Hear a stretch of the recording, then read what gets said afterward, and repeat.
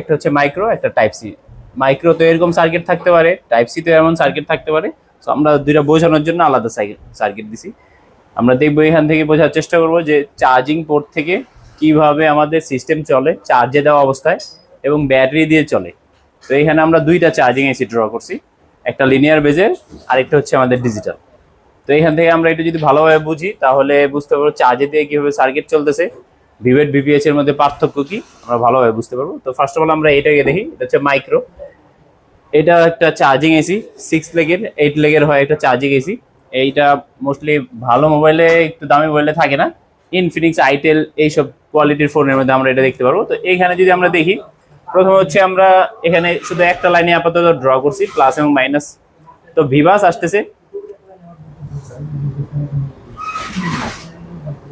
ভিভাস থেকে ওবিপি একটা common circuit draw করছি। ওবিপি থাকতে পারে, নাও থাকতে পারে, কিন্তু সাধারণত আমাদের এইখানে ক্যাপাসিটার এবং জিনার থাকে। তো এরপরে চলে আসছে আমাদের এখানে এখানে আইসির 1 নাম্বার পিনে।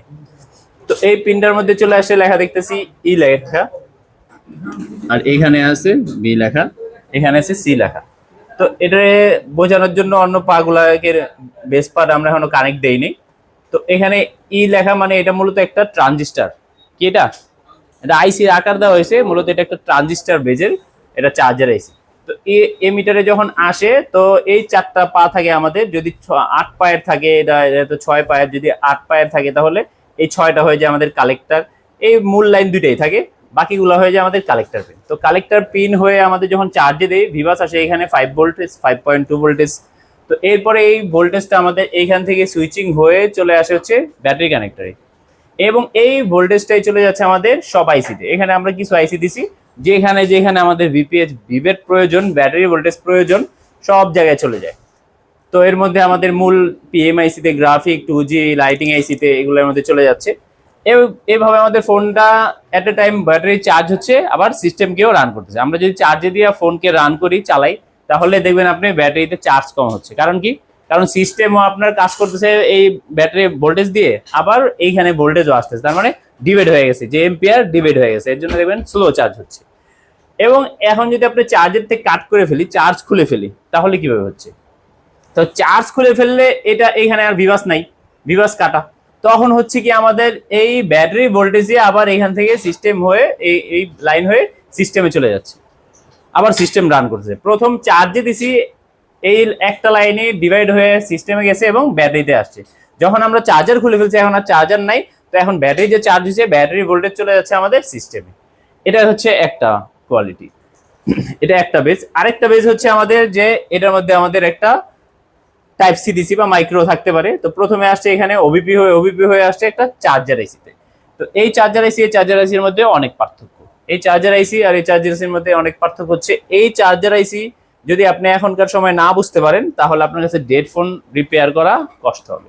এইখানে যদি আপনার যে কোনো আপনার একটা কম্পোনেন্টে শর্ট হয়, তাহলে আপনি ব্যাটারি কানেক্টরে আপনি ধরতে পারবেন, ব্যাটারি কানেক্টরে কানেক্ট করলেই বা মাপলে আপনি বুঝতে পারবেন। কিন্তু এই সার্কিটটা ডিফারেন্স, কিভাবে কাজ করতেছে আমরা একটু দেখি ডিফারেন্ট কেন। এটা প্রথমে আসছে আমাদের চার্জার এসিতে। ওকে, চার্জার এসিতে এসে তারপরে সে সুইচিং করে একটা বাক কয়েল হয়ে একটা ভোল্টেজ প্রোভাইড করছে, এটা হচ্ছে ভিপিএইচ। এই ভিপিএইচ ভোল্টেজ চলে যাচ্ছে সিস্টেমে।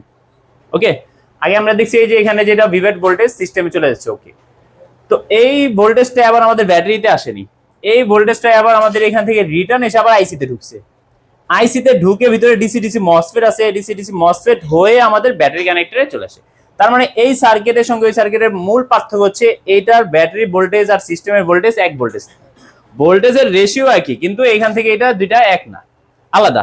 মাঝখানে একটা ব্রিজ আছে হচ্ছে এখানে আমাদের চার্জার আইসি। কিন্তু এইটার সার্কিট যদি দেখি, আপনার ব্যাটারি কানেক্টর আর মূল সার্কিট কি একই, এখানে কোনো ডিফারেন্ট নাই।